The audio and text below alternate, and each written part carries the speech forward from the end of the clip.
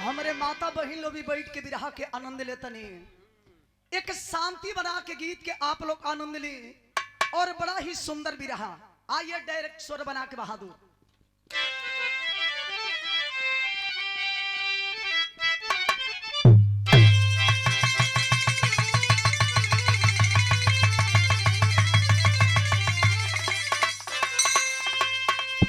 भरोसा जी ठंडी तो बोटले बा चापा की, लेकिन हमार सिद्धांत हो कौनो काम करो तो मन से करो कि तैयार ना तो पार। करी बिगारी हाथ ना बिगारी। एक ही काम करो लेकिन सही से करो। चोरिये करे के बाद तो सही से चोरी करा। बिरहा गावे खातिर आइल बनी जाते में डेरोइले के का जरूरत हो नहीं हो। अब चाहे सवेरे होई जौन देखल जाए। भगवानो छापत तड़न तो हमनियो का छापल जाए। सवेरे बॉर्डर पर देखल जाई, सवेरे जौन होई देखल जाई। कवि जी भूमिका में भाव लिखते हैं बहादुर। आइए उठा के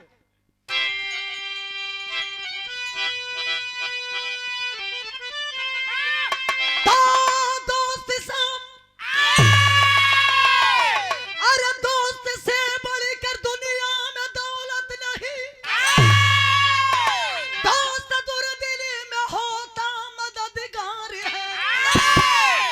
मिलाना जिसे दोस्त दुनिया के अंदर दर्द उसके लिए सब संसार है। क्षण भांगुर जीवन में चलना संभल के, लगने न देना इस रिश्ते में दागी। लुटा दोगे हीरा जो पत्थरी समझ के, तो राम निवास लागेगी किस्मत में आगी।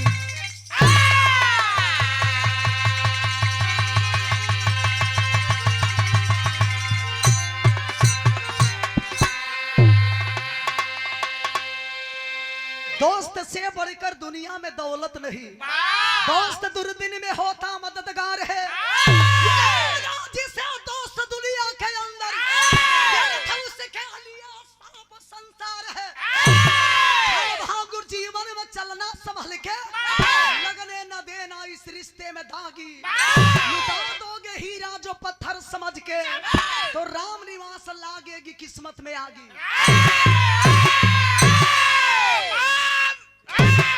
दोनों जना के सवेरे एक एक पैक टाइट दिया। ऐसे की मरवावा था एक तोरी बोली। कोई से एक पैक ज्यादा दे तू। अभी तो एक हाली चलले हो ठकुरी भाई। हां एक पैक में एक बार मरवाओ। उहे काम कर देले। भोर में जब रेली हो से हतना बड़का न हां रुलावा हक फाट जाई सवेरे। हां अच्छा तो देखब कि कतना पहलवानी रहू कामे आई। हां बिरहा में बड़ा सुंदर कवि जी हमरे गजल के अंदाज लिखलन बहादुर।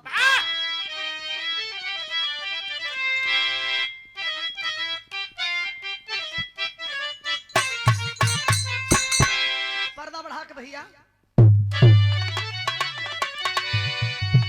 एक आशिक अपने मासूका से, अरे वाह। एक प्रेमी अपने प्रेमिका से, साढ़ू अपने सरहुआई से, एगो गायिका एगो गायक से। अरे गायक साहब सो गए हैं का?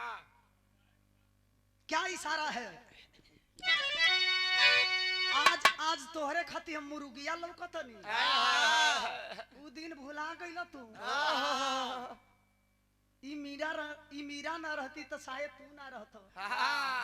आज मुर्गिया हमके कहत। जे है मुर्गिया के रसवा पियला आ सूत गइल। क्या कहा बाबू?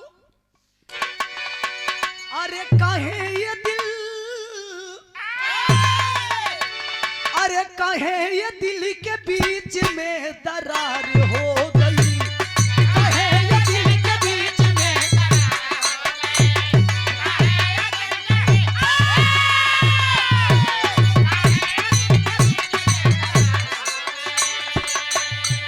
काहे ये दिल के बीच में दरार हो गई।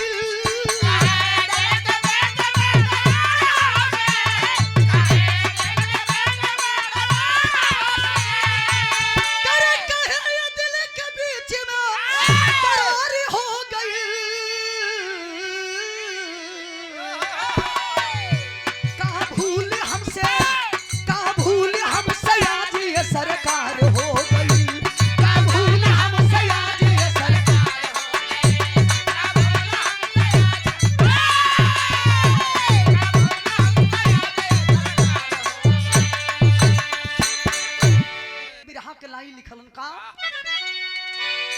अपना जिसे, अरे अपना जिसे बनाना सदा साथ निभाना, अपना जिसे बनाना सदा।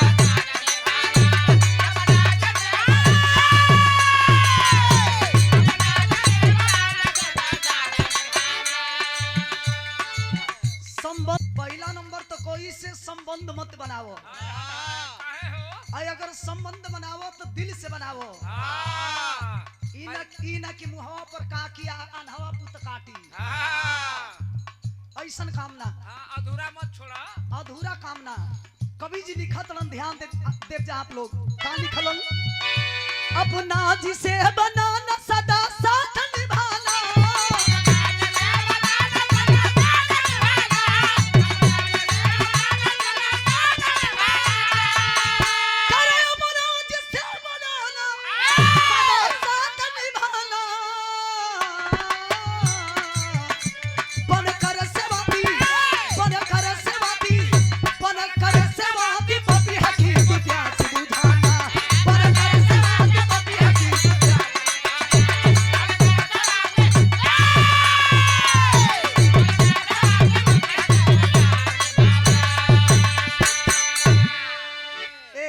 कहानी के शुरुआत हो गई। कहानी कौने समय के बा लाइन बनाई, आप लोग बिरहा के आनंद ले। नजब के लाइन दिहल गई बहादुर।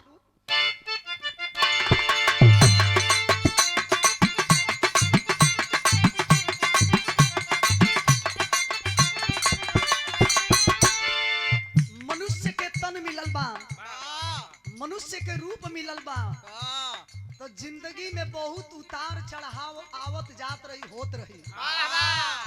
ऐसे इंसान के घबराए के ना चाहिए।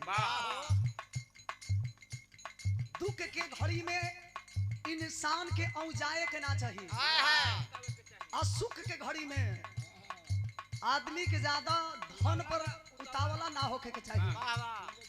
कबीर जी जीवन के विषय में लिखलन का, जीवन है अगर बाग तो बहार दोस्ती, जीवन है अगर बाग तो बहार दोस्ती, भटके हुए पथी की आधार दोस्ती।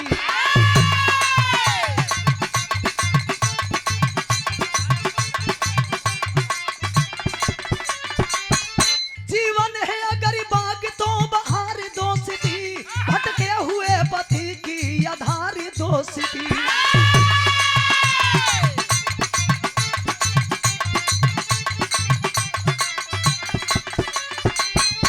दोस्ती में सही जीवन की जो या भना होती, सुदामा और कृष्ण की परिभाषा ना होती।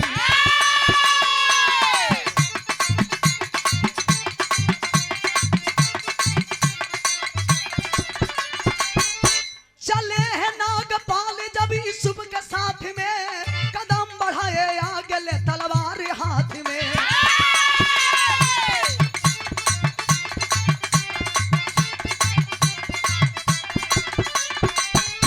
देखे नजारा वन में तो जिगर मचल गया, देखे नजारा वन में तो जिगर मचल गया, घड़ी गजब की नूर लग सुरूर चढ़ गया।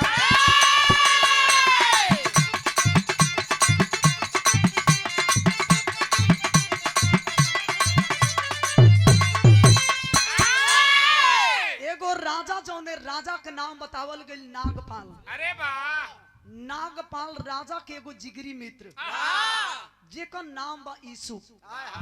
नागपाल राजा में और यूसुफ में बड़ा दोस्ती है। संगही आना, संगही जाना, संगही उठना, संगही बैठना, संगही सुतना।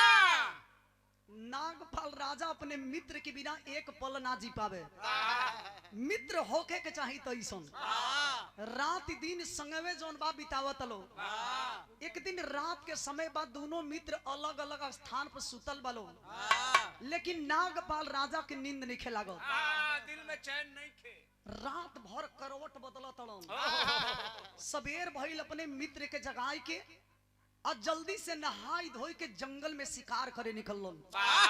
और जब शिकार करे गईलन ए बाबू, त नागपाल राजा वही जंगल में शिकार करे गईल बड़न। जौना जंगल में कि एगो लड़की से मुलाकात होता। लड़की नागपाल राजा जब लड़की के वो जंगल में देखल हन, सोचे लगलन कि गजब गजब सुंदर भगवान एक रूप बनौले बा। गजब माल भी है भाई। तनी होश में बोलल कहीं अरे नागपाल राजा कहतन हो कहियो धाई के नागपाल राजा लड़की के जब जंगल में देखलन, मन ही मन सोचा तड़न कि यार इतना घना जंगल, आई जंगल में लड़की करत तो करत का बिया, लग रहा है जैसे कि जमीन पे कोई परी उतर के आ गई। साला 18-19 साल के एकदम उम्र हो, एकदम मचमचात जवानी। हाय रे मास्टर साहब ऐसा ही रंग रूप के विषय में खड़ा होई के आंकड़ा मिलावत तड़न। एकर आंख बुझाता जैसे आम के फारी, ओट कतरनी चाउर, अरे वाह गर्दन सुराही दांत, साला पेट एकदम पुरैन के पतई ऐसन, करी हाथ एक के मुठा के जौना घड़ी नागिन ऐसन वाला खा चलतिया। देखवैयन के गजब एकरे ऊपर नजर टिकत होई। नागपाल राजा भी आह करते बड़ो। यूसुफ कहलन भैया जंगल में हमनी के शिकार करे आइल बनी जा, और तू ए लड़की के चक्कर में पड़ल बड़ा। नागपाल राजा कहलन यार जिंदगी रही तो बहुत शिकार हुई। आओ आओ आओ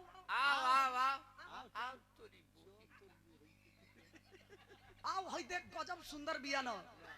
यूसुफ कहलन मर्दे चलो हमनी के शिकार करे चलल जा, लेकिन नागपाल राजा मनलन ना। और जब ना मनलन तो कवि जी बिरहा में पुराण गीत के संकेत कैलन मास्टर। पुराण गीत कवि जी पुराण गीत के संकेत कैलन। पहले के जमाना में गीत के हमारे दादा चाचा लोग आई। पुराण गीत हो, कभी कभी पुराण चीज भी बहुत अच्छा लगेला। कैसे में ए घड़ी तो सुनबे कैला लो, हम ना बताई भी यहाँ के कौनी है। हो पतिया नतिया पटना बा दुका दुका करेला, देवरा ढोल चटना बा तो कुल गजन क देहन स। लेकिन दादा चाचा लोग के जब जमाना रहल ते गीत के कैसे दिल से गाई मास्टर।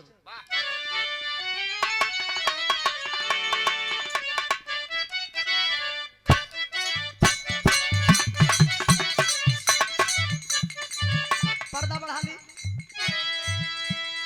अरे बादना महोका जरवा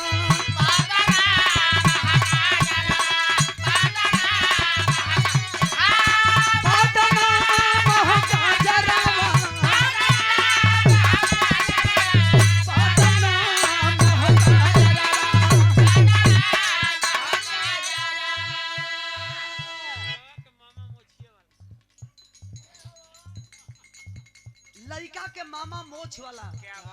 एगो बात बता दी रुआ के, मर्दन के शान मोछ होले। हे सार का हो उनकर कौन सा न तार भैया के मुछ देखला। ए में जितना जना मोछ छिलवले बड़ा लोग, छिलौले जा तो लोग की गिनती मर्दन में नहीं खे, तो लोग की गिनती बीच वाला बा। देखो वहां के देखो मर्द ऐसा मोछ हैठा। तो तोहर भाई ना हुआ सार भैया उ सार लगी हो का एक जना बैठल बड़ा हित जी, बहुत रुपया दे के स्वागत कैले बनी मामा जी के हमरे ओर से प्रणाम। ऐसा ही रिश्ता बनल रहे। कवि जी गीत लिखलन बादना महोका जरवा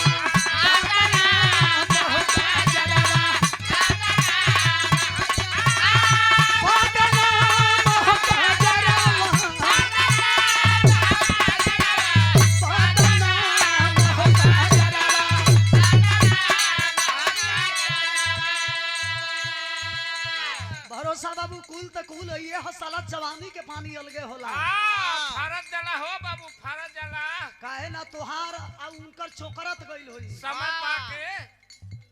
कवि जी ओ लड़की के बखान करत रहन गीत के माध्यम से। कैसे मनवा मोहेले मोहनिया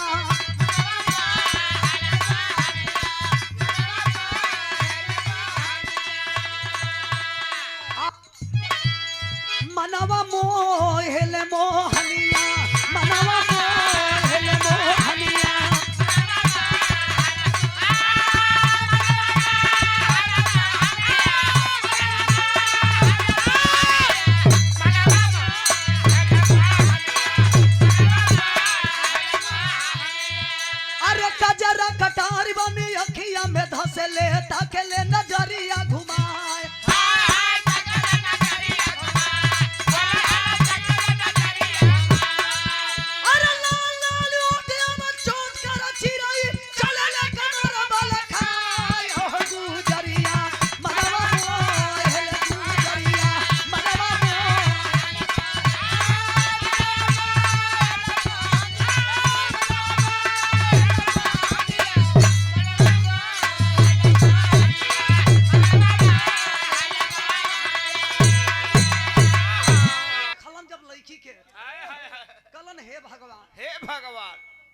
जिंदगी में साला लड़की बहुत देखनी, वाह तनी शांति रह जा लड़की बहुत देखनी, लेकिन जिंदगी में ऐसा लड़की से मुलाकात ना भाई जैसे लग रहा है कि ब्रह्मा जी को घूस दे करके बनाई गई है।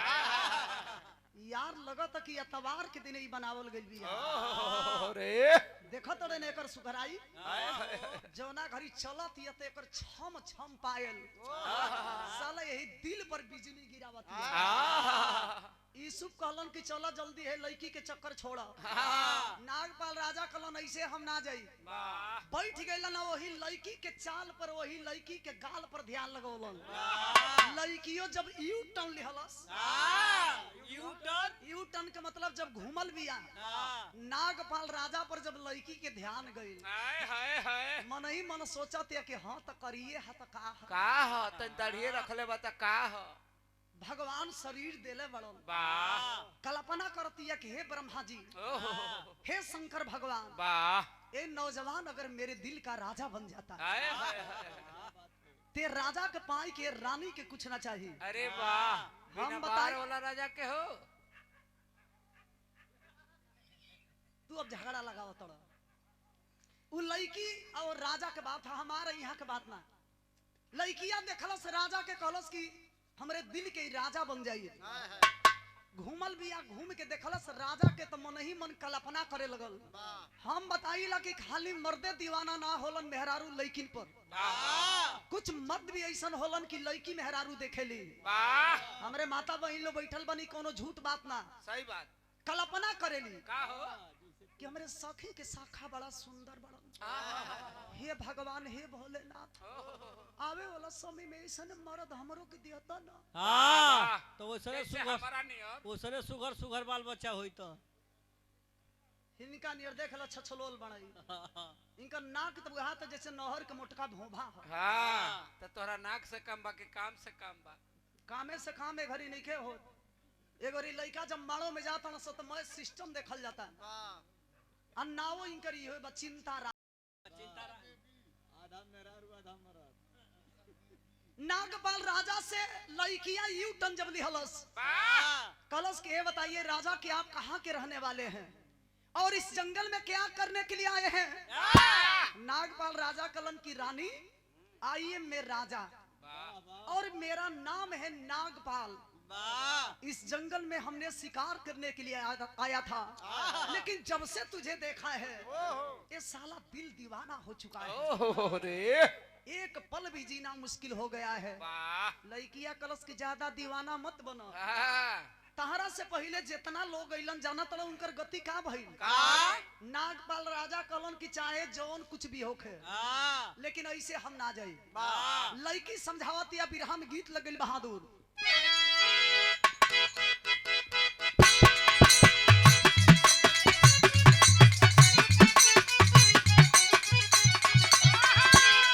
एक गीत के मास्टर साहब गोड़ के लवंडा कुल गावेलन। कैसे गावेलन हो? अच्छा तो गोड़ऊ नाच अलग होला, अहिरऊ नाच अलग होला, चमरू नाच फालतूआना नाच सिनरैली कहल जाला। तो उहे बोलतनी तो अलग अलग सब सिस्टम है। गोड़ के लवंडा ये गीत के गई हम कैसे मांगे लगोड़वा ना दिली रे गोड़ी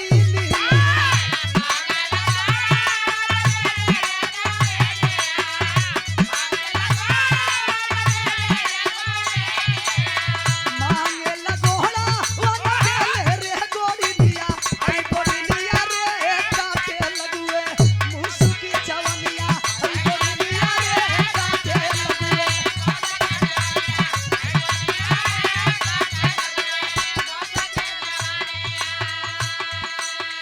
हंसी मजाक के बात अपने जगह पर हो। बिरहा सुनने वाला भैया लो और राम भरोसा जी तनी ध्यान देव, हमरे कवि जी बिरहा के लाइन का लिखल भल ही बनाई जल नदिया के पानिया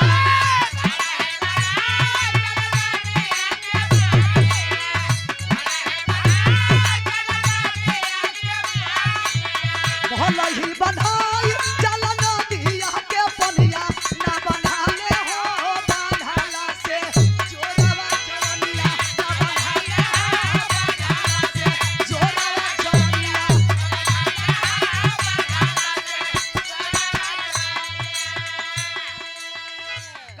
भैंस चरी गोड़ावा बना दी हो लेकिन दू गोड़ावा जल्दी ना बनाई हम। ई ऐसन आगिए हो हाँ, बनाइबो करी हम तो तोरा के भाग दे हम। कि जल्दी आदमी के सबूरे संतोष ना होई।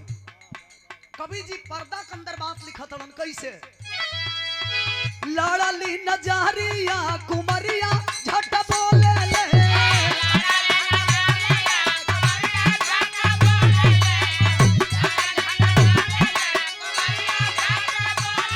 अरे भेदवा के बहतिया कुमरिया वहां खोले ले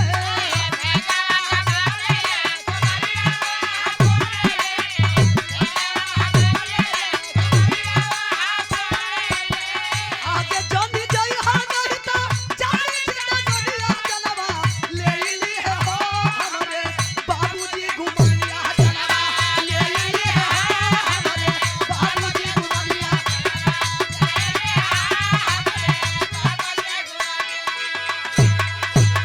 गाना हम बहुत देखली वाह। आ सुनो हे जंगल में आई बड़ा शिकार करे ना शायद तो के पता नहीं है ए जंगल के पहरेदारी हमार पिताजी करे लो ए जंगल के राजा हमार पिताजी हो आ ज्यादा ऐठबा न तारा ऐसन ऐसन कतना राजा आइलो न कतना राजा ढेर ज्यादा चतुर बनबो तभी जिया तोड़ लेकिन जिंदा एजे से जइबो ना जियल चाहत तोड़ तो अपने मित्र के लेके जंगल से बाहर हो जा राजा कलन की सुनो हम राजा हैं आई रनी अकेले जंगल में शिकार करे लेकिन जाई तो के लेके जाई लेके मतलब लियाई के हाँ तो फरियाई के बोला अनसावा मत। हम ऐसन मर्द हई कि आई रनी सिंगल लेकिन जाई तो के लिया के संग जाई लड़किया कलश की जब ऐसन बात बा तो मैं भी चलने के लिए तैयार हो राजा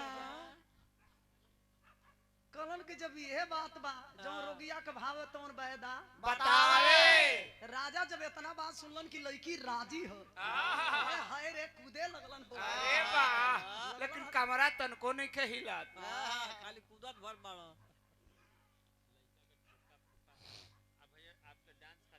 लड़का के छोटका फूफा की ओर से 50 रुपए का आशीर्वाद बहुत बहुत प्रणाम। पहले के जमाना में जब हमनी की बिरादर के बारात चल वाह, कौने बिरादर के भैया? तोरे बिरादर के ना हाँ। हर बिरादरी के ना तब आइए महिर बिरादरी। अरे वाह, बैल खुलना हमनी के चोर लौकत रहिए तो के सार हाँ हाँ तो जब बारात चले मास्टर तो बाराती में 3-4 किस्म के लौंडा होखे वाह, कैसे कैसे? लेकिन ई पार्टी तनी कमजोरी। अरे वाह, ये कैसे हो? ये पार्टी में दुई रोवा सबके नहीं खींचा कहो हमने के खुद बैल खोला होला है जा। सार मछरी मारे वाला होगी ए तोरी बहनिया कच्चो तो चुप रह। अच्छा तो हलो अपन अपन जात के भैया माफ कर लो हम तो हलो और निखी जाइल चाहत। जब बारात चले तो पहले के जमाना में तनी बारात में उ पार्टी कमजोरी दुइये गो लौंडा बड़ा सा लेकिन दोनों चोखगर बड़ा सा। हाँ, पहल का लौंडा कैसन बा? एकदम सेम टू सेम। अरे वाह, वो कैसन बा भैया? ऐसने बनावट है कैसन बनावट है? एकदम शरीर के गोल मटोल। अरे वाह, लेकिन पेनी के चाकर। अरे वाह, ई पेनी का होला हो? पेनी के मतलब मेन सेंटर। अच्छा, आंगनबाड़ी का। लेकिन दुख एक ही बात के हो हाय हाय हाय, भगवान कुल चीज देले बड़ो ओठ ऐसा ही रंगले हो जैसे आँखी में काजर मरखावा लगोले हो हाँ, जैसे जना तक भैंसा के पीछे बोलम खूब होलो। उल्टी पाला हैसे मरले हो हैसे मार। अरे जिया लवंडा जिया। अच्छा तो एक चीज में कौने चीज में कमी है? कौन चीज में? लौंडा के बारे ना हो। हाय हाय हाय, ए घरी बनावटी बार चलता उहे लगा के रुकवा वाला हो किला पखौजी और ना चलन सब लगा के बिना बारे का हैसे हैसे हैसे हैसे हैसे हैसे कराता। वाह, लेकिन दूसरा का जोन बा हमरे ऐसा पतरा हो। अरे वाह, छरक के नाचे। हाँ, और जब छरक के नाचे मास्टर तो दू गो हाथ में झाम ले ले लड़की दुपट्टा हैसे लगावे कैसे हो हैसे हैसे हो हैसे लगावे हैसे। अच्छा अच्छा धोती कुर्ता वाला लौंडा हैसे लगावे। हाँ, जवन फरीक के नाचना चला हैसे लगावे लो। पहलवान हैसे कमछी लगावे। अरे वाह, हैसे लगाई हो। जिया सिकिया पहलवान। लेकिन जब नाच होके लगी तो कैसे नाच के लौंडा दोनों हाथ में झाम लेके चली है मास्टर। हाँ गीत बजाई दे, तै ले ला भैया। बजा दीजिए गीत।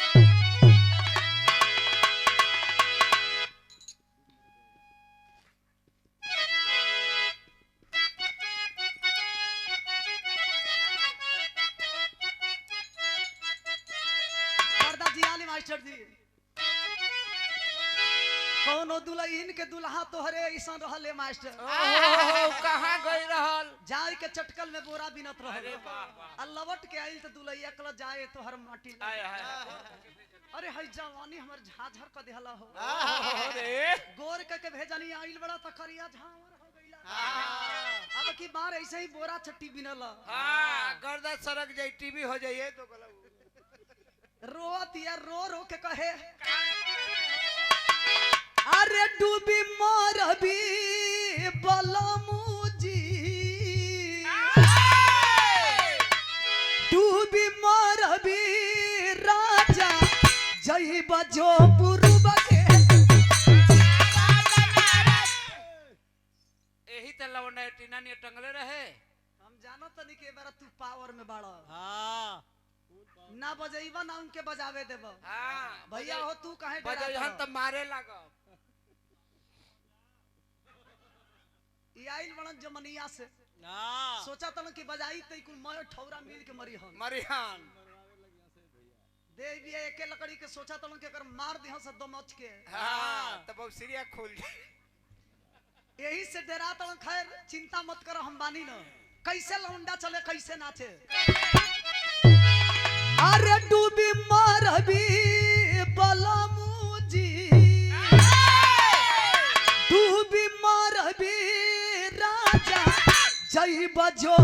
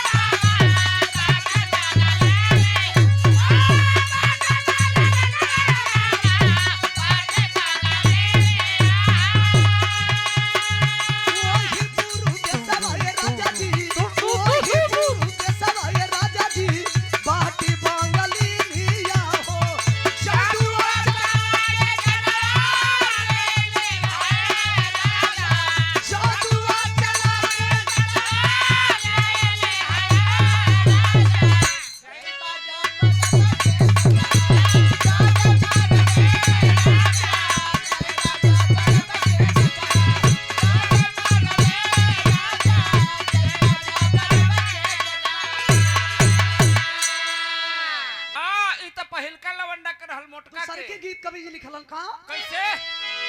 कर करायले हले हो, अरे करायले हले रे बाल जोर पिया गवना करायले हले।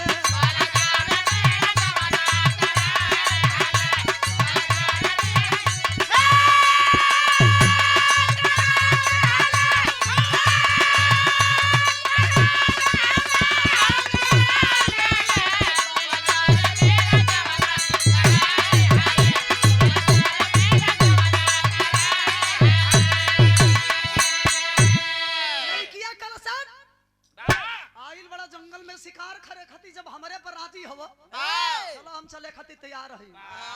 राजा सुनलन सुनत देरी लगल चट्टे से बांध धली। अरे वाह! आवर रानी अरे जिया कौने बात के देरी है। अरे जिया डार्लिंग हम रानी ना आयो तब कहा वो भैया तू खींच के बाई राजा हाथी पर बैठा ले हलन। वाह और जब बैठा के लेके चले लगलन तो कबीज लिखलन कर लिया चलले हो, लिया चलले रे दोनों साथी गुजरिया लिया चलले।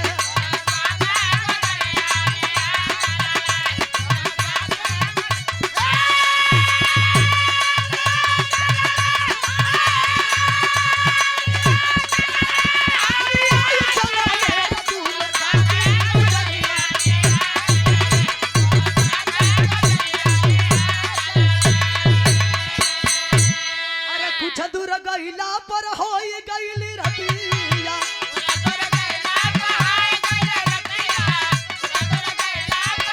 और पेड़ तारया सन जमावे दूनो सखिया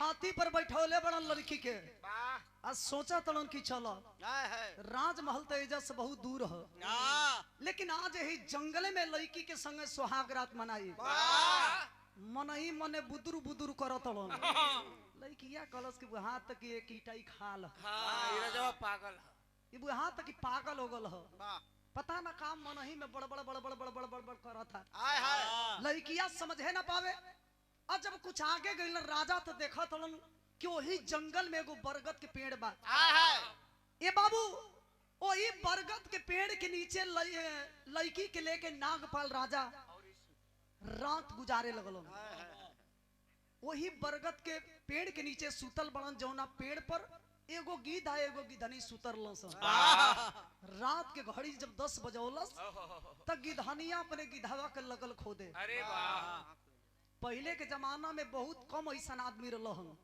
कि पशु पंछी के भाषा के समझ पावे वाह वाह गिधनिया अपने गिधवा के खोदा तिया के जी हई जमीनिया पर 3 गो आदमी सुतल बड़ा नहीं कैसन आदमी हो गिधवा खाई पी के सुतल हम मास्टर वाह मेहरारू जब बार बार तंग करे लगल तो कहल आए मेहरारू के जात जब सूते नहीं जब रात के घड़ी 10-11 बजावेला हाँ तबे तोरा में अड़सेला यही तरह कहलस नहीं वो कहलस कि जबे वही घड़ी खोदे ली तू कहलस कि जब रात के घड़ी 10-11 बजावेला सूते के टाइम आवेला तो तू हमेशा परेशान करेली वाह गिधनिया कहलस कि डांटो मत हां ज्यादा डंटबो तो दिखा दे वाह का दिखा दी हो ऐन मौका पर वाह ललच जइब अरे वाह कहे के मतलब कोनो बुरा शब्द ना हाँ बटुरा बेर की दवा जाना तला का कहे का कहे कलश की अइबा जब भोजन करे के टाइम आई तो आगा से थरिया दे के खींच ले पीछे अरे वाह जौन भूख रही सर दे पीछे चल जाई ललच जइब ए बाबू गिधवा सुनलस गिधनिया के बाद तुरंते बटुरा गई और जब बटुरा गई तो कवि जी बिरहा में गीत बदल दिहलन बहादुर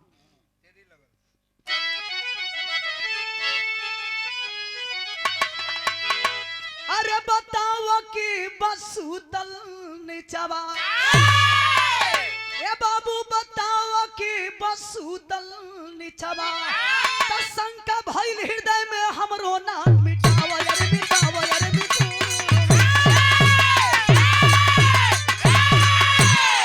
बतावा के बसुतल निचवा शंका भइल हृदय में हमरो नात मिटावो तब गिधवा गिधनिया से बतावे लगल का बतौलस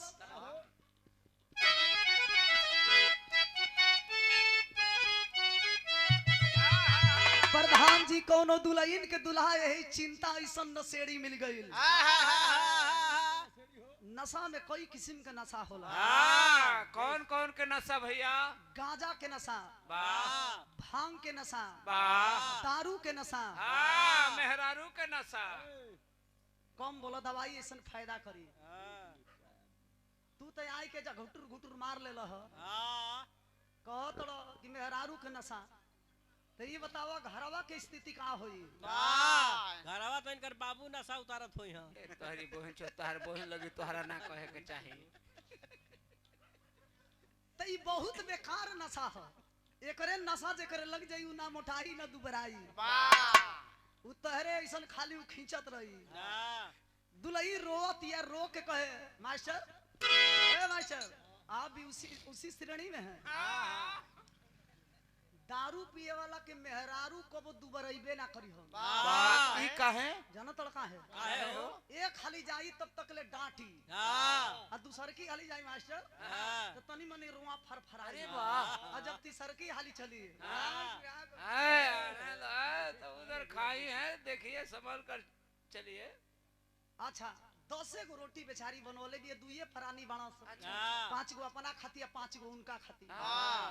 ये इतना खींच ले ले हाँ। कि जाई लुड़िया हाँ। अब जो है है सुमनी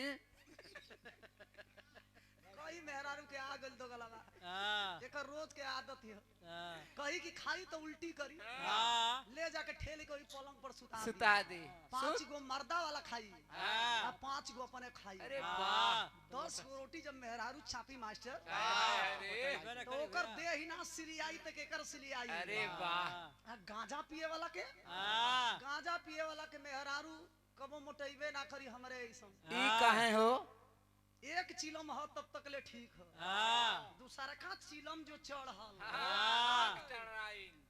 दूसरा का चिलम जे चढ़ल हाँ। आंख तड़रा के एकदम घरे पहुंची मेहरारू 10 गो रोटी बनवले बिया बैठ जे 5 गो तो पहले लेके आई हाँ अगर दोबारा मेहरारू पूछ दिहलस हाँ। कि औरी कुछ चाही तो एगो दूगो ना कहियन पाँच गो ले आओ। बोलिहन ना माने हई हाँ, पाँच गोली लिया दे। इशारा ऐसे ही होला मास्टर भले अगर खरी। सनिकियावे के होके अगर भरौली तो के लेके चले के होके हाँ तो जानत का कहे ये है चले के बा हई से हाँ 5 गो मंगी हम 10 गो उहे खा गलियन तो मेहरारू सोची कि रात के समय बा अब का बनाई यही में ठंडी लागता हाँ बेचारी जाई के भूखे पेट सूत जाई 10 गो ऊ चढ़ैयन तो बताओ ऊ कहां से मोटाई ना मोटाई। रोत ये बेचारी रो के कहले रहल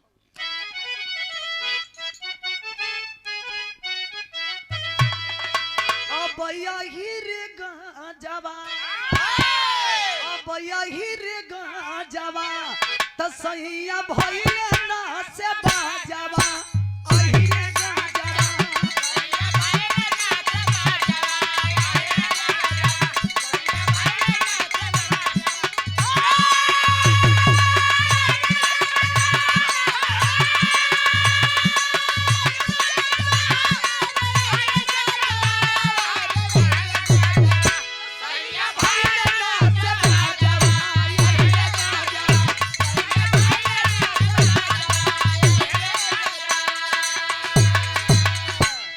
आदरणीय हमरे अशोक प्रधान जी की ओर से सादर 101 रुपये का आशीर्वाद बबुआ के पापा जी की ओर से पापा जी के बबुआ के प्रणाम हमरे ओर से ऐसे ही भगवान परिवार में ये खुशी बनौले रहे ये माता रानी से विनती रही लेकिन धुन से बढ़िया कवि जी मेरे बिरहा का लाइन लिखलन गिधवा अपने गिधनिया से कहता का कहलस क्या रे बोल गिधवा बचनिया सुनाए धनिया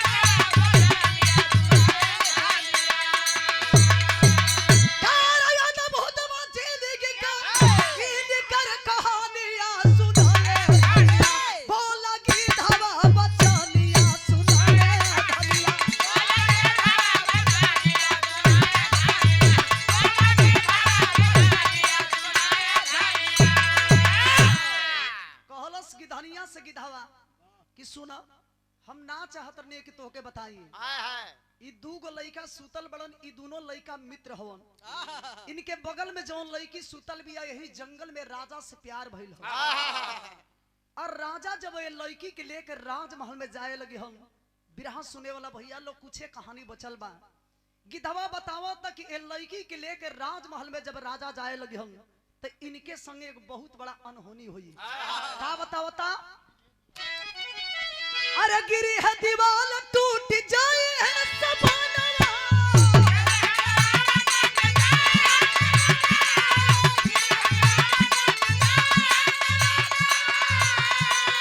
अपन छिउर टूट दिल के सपना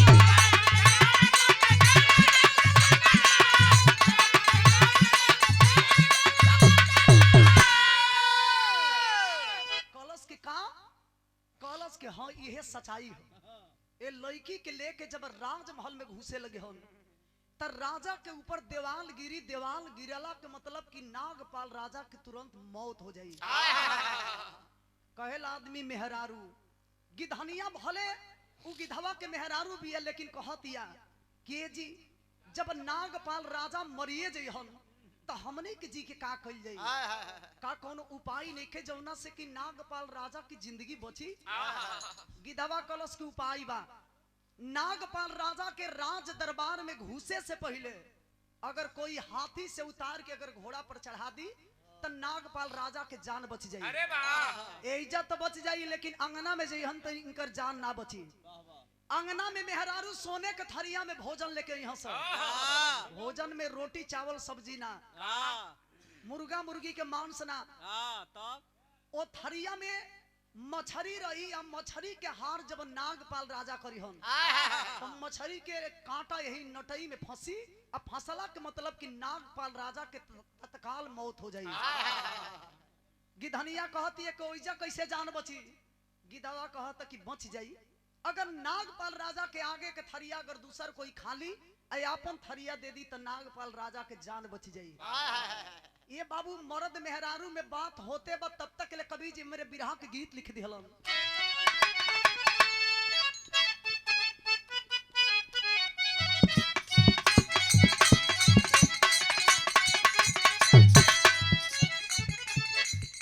ये बुझाला कि जैसे रसगुल्ला के रसाव सब तत्काल रसगुल्ला निकालल जात हो। आई जितना ही बंड मरुआ का आवत हन सो ई आवत हन सो भक से जौन बा खत्म हो जात हन सो। आ हई कुल जौन बा गीत ई कुल गीत कबो खत्म होखे वाला ना। हमरे चाचा दादा लोग जमाना में अपने गाई ये गीत के कैसे ससुर से रूसली ससुर से रूसल बाती रियावन हो धैली नहीं हरे केरा।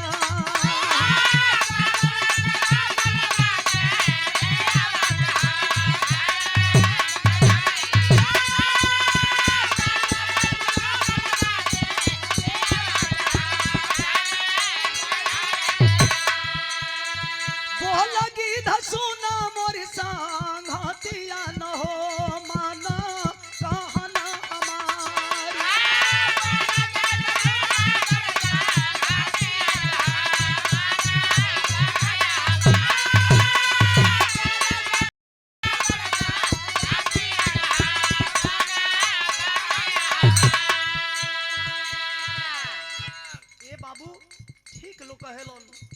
कि मेहरारून के दिल मोह मैसन होला। कहत है कि देखी अगर राजा मर जइहन तो परजन के बड़ा कष्ट हुई।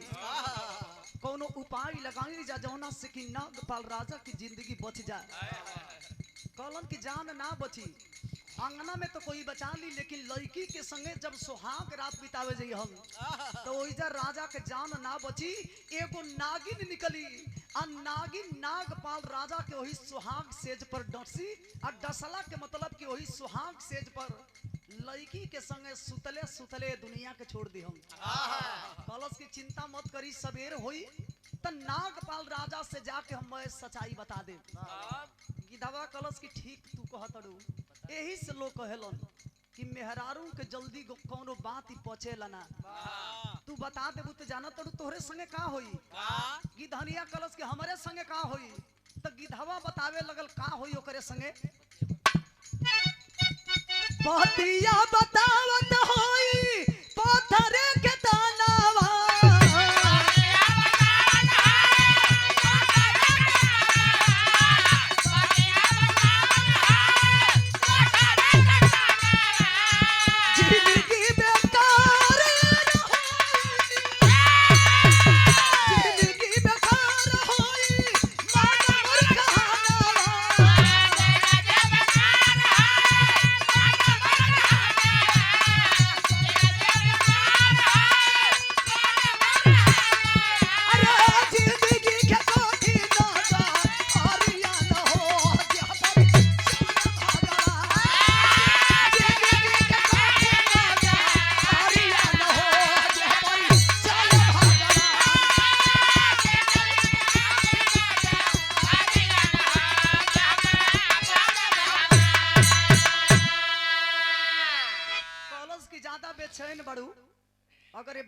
बता देबू तो तुहार शरीर पत्थर के हो जाई।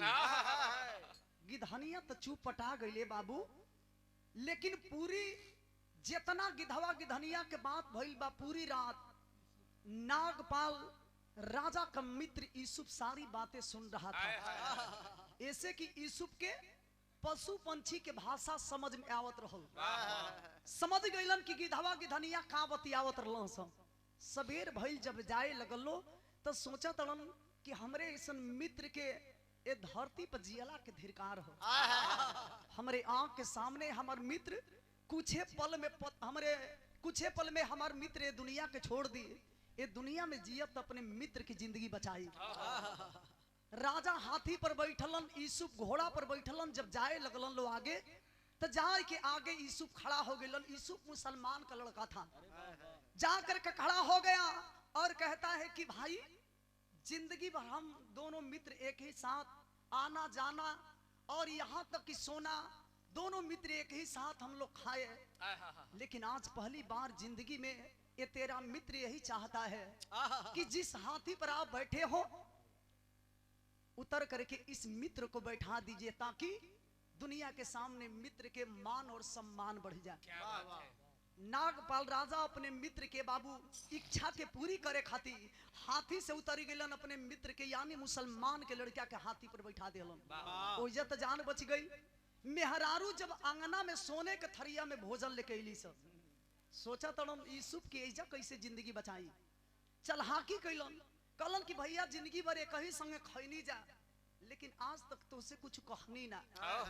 आज पहली बार तोहार शादी होता, ये शादी ब्याह के खुशी पर हम ये चाहतनी कि जौन थरिया में तोके भोजन आइल बा, अगर ये भोजन हमके करा देते तो हमरे दिल के शांति मिली।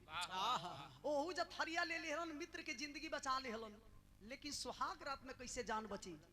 ओ दिन चलहाकी कैलन, सजहवे जाए के अपने मित्र के पलंगरी के नीचे घुस गइलन। इंतजार करे लगलन कि नागिन कब काटे खातिर निकली। रात के घड़ी जब 12 बजौला से बाबू नागपाल राजा चदर तान के सुतल बड़न, और तब तक ले ही बीच में नागिन जब फन काट के नागपाल राजा के पैर के ऊपर बैठल। यूसुफ मुसलमान का लड़का पलंग के नीचे से निकलता है और निकल करके नागिन के ऊपर तलवार से वार कर दिया। अब जब चला दिलन तो नगिनिया 2 खंड में हो गई, 2 खंड में हो गई, लेकिन एक ही चूक हो गई। नगिनिया के खून के छींटा नागपाल राजा के ही गाल पर पड़ गई। सोचा था यूसुफ की अगर हाथ से उठाई तो मेरे मित्र की नींद बेकार हुई। ये बाबू तलवार के नोक से जब लगलन खून के उठावे, ते ही बीच में होत कबा बिरहा के आखिरी गीत।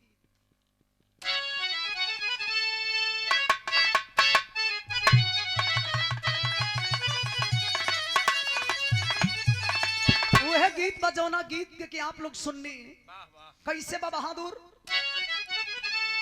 अरे कही तो भौजी भैया जी से, कही दे भौजी भैया जी से, कही दे मोरी गवाना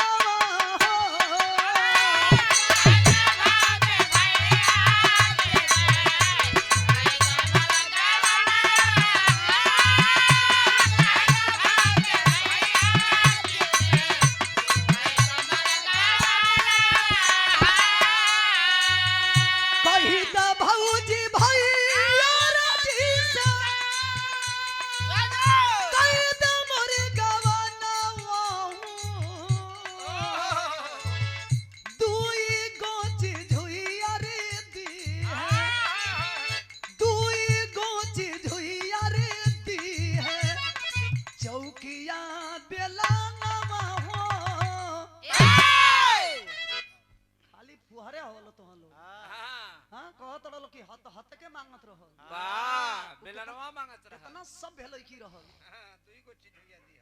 कि खाली चौकी बेलना में ए घड़ी के पढ़ल की जतना बाड़ी से।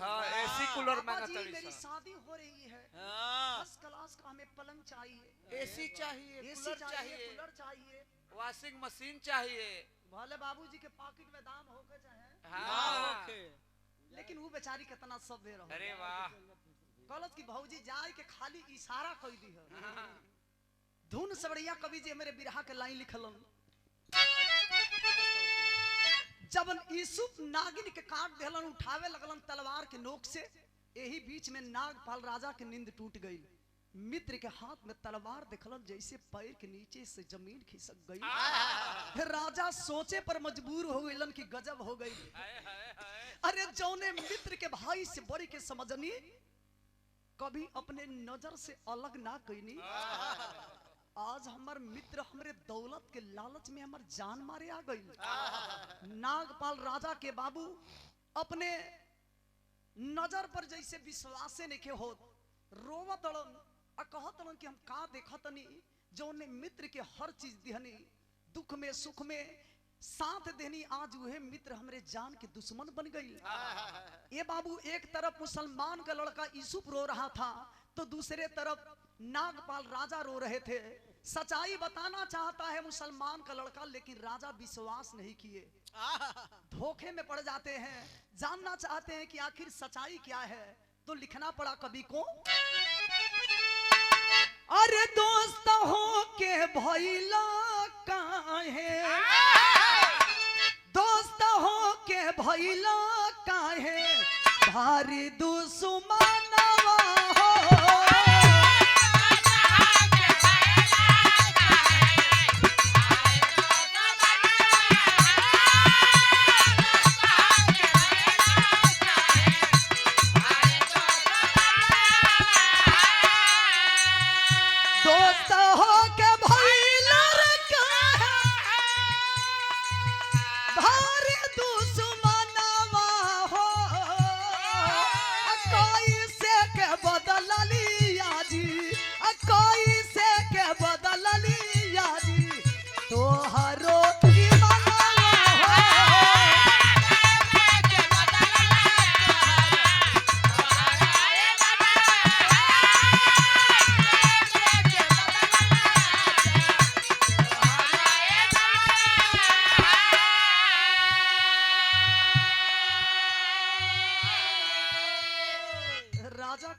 कि हमके कबो मन में ऐसा ना हो तरल कि हमार मित्र हमरे संगे इतना भारी गद्दारी करी। हम तो कबो सपनों में ना सोचले रहनी कि हमार मित्र धन के लालच में आज हमारे जिंदगी के तमाम करे खातिर सुहाग रात में आ गई। मुसलमान का लड़का रोने लगा और कहता है कि ऐसी कोई बात नहीं है, आपके शायद पता नहीं के जौने मित्र पे इतना भारी दोष लगावत रहना, आज तोहार मित्र जान मारे खातिर ना बल्कि तोहार जिंदगी बचावे खातिर आई रहल। नइखे विश्वास न, अरे नइखे विश्वास तो जा देखा बगलिया में नगिनिया के मार के खांची के नीचे तोपले बनी। ये ना अगर पूरी सच्चाई बता दे तो हमार शरीर पत्थर के हो जाई। नागपाल राजा स्वार्थी राजा भूल गए और कहते हैं कि सच्चाई तुम्हें बताना होगा। नागपाल राजा का मित्र जब यूसुफ सच्चाई बताने लगा तो धीरे धीरे बाबूजी शरीर पत्थर के होखे लगल। और जब पत्थर के होखे लगल तो कवि जी लिखलन का, रोवे लाई यूसुफ भैया मान मोर कहाना,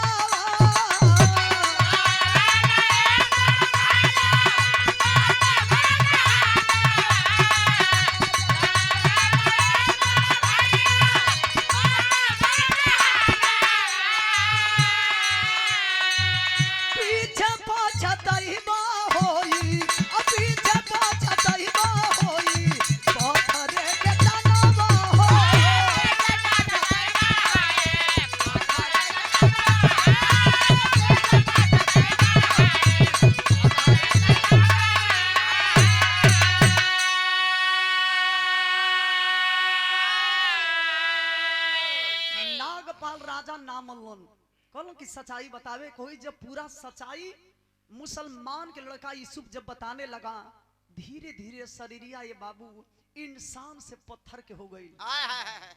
नागपाल राजा देखलन कि हमारे मित्र हमारी आंख के सामने पत्थर के हो गई। अब पछताने से क्या होगा, जब चिड़िया चुंग गई खेत। राजा अवाक हो गई, सोचा तलन कि काश अपने मित्र के बात अगर मान गई रहती ताज हमार मित्र पत्थर के ना बनल रही। ए बाबू, इंसान अगर गलती करे से पहले अगर एक बार अगर सोच ले, विचार कर ले, तो इंसान से कभी गलती ना हुई। लेकिन ये घड़ी के जमाने में कहा कोई के लगे समय है। नागपाल राजा स्वार्थी राजा भूल गए कि मेरा मित्र मेरे ही चलते आज पत्थर का बन गया है। पछता तड़ो, लेकिन अब पछताने से क्या होगा जब चिड़िया चुन गई खेत। कुछ देर के बाद सोचला के बाद यह विचार बनौलन कि अपने मित्र के कोनो ना कोनो उपाय लगाए के पत्थर से असली रूप में ले आई। नागपाल राजा राजपाट के छोड़ के अपने मित्र खाती ये बाबू जब बाहर निकलन उपाय लगावे तो कवि जी बिरहा के अल्लाह लिखलन।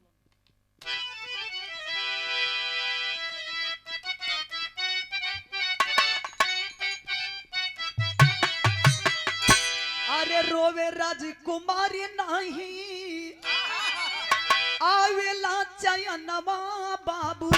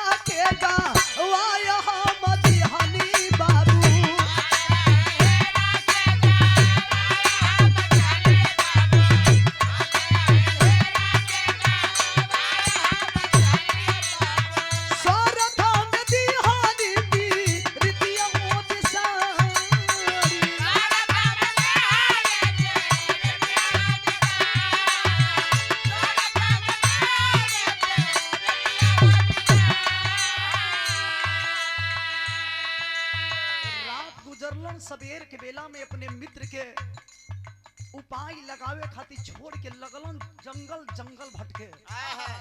बिरहा सुने वाला भैया लोग इतना भटकलन कि पागल ऐसन हो गइलन राजा। पाकल पाकल दाढ़ी, पाकल पाकल बार, उहे फाटल पुरान ये बाबू कपड़ा, पागल के भेष में जगह जगह घूम के उहे उपाय लगावत रहन, लेकिन कोनो उपाय ना लगल। एक दिन संजोग कैसन बात बा कि नागपाल राजा फिर उसी जंगल में जाते हैं जहां की पहली बार लड़की से मुलाकात हुई थी। वही पेड़ के नीचे रात गुजारा तलन की धनिया फिर अपने गिधवा से पूछा दिया कि एगो पागल आई भाई, कैसन पागल है। गिधवा कलश की पागल ना उहे राजा हवन जौने राजा के चक्कर में इनकर मित्र के शरीर पत्थर के हो गइल बा।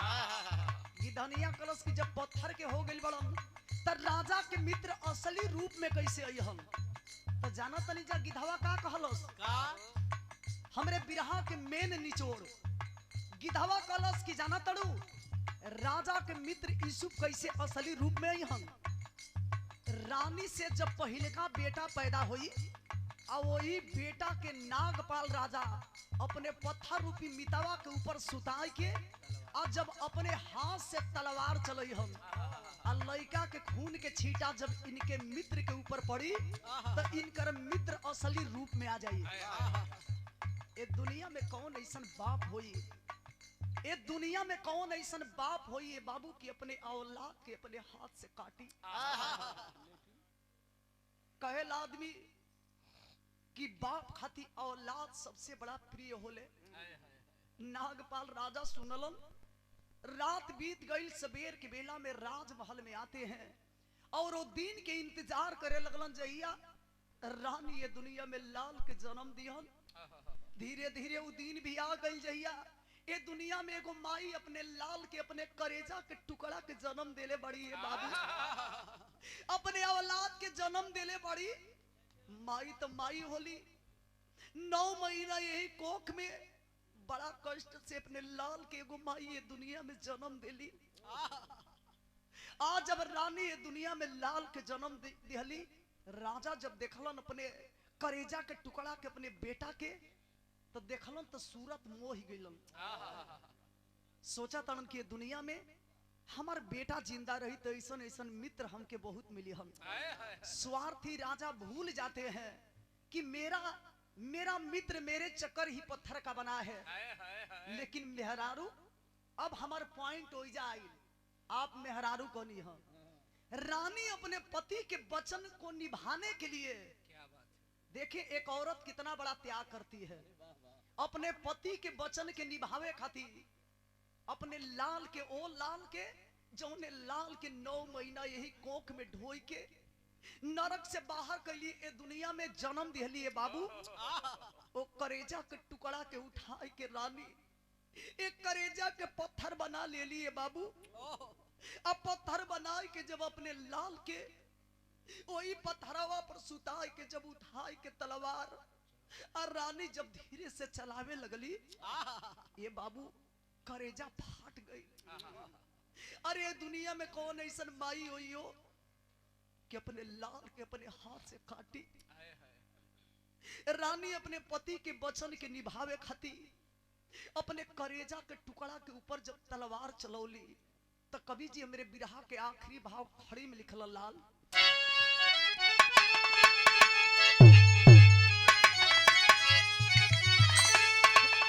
तेगा बेटवा के ऊपर चलवली तेरी घरी, तहिलल पावन भोले बाबा वाली काशी नगारी।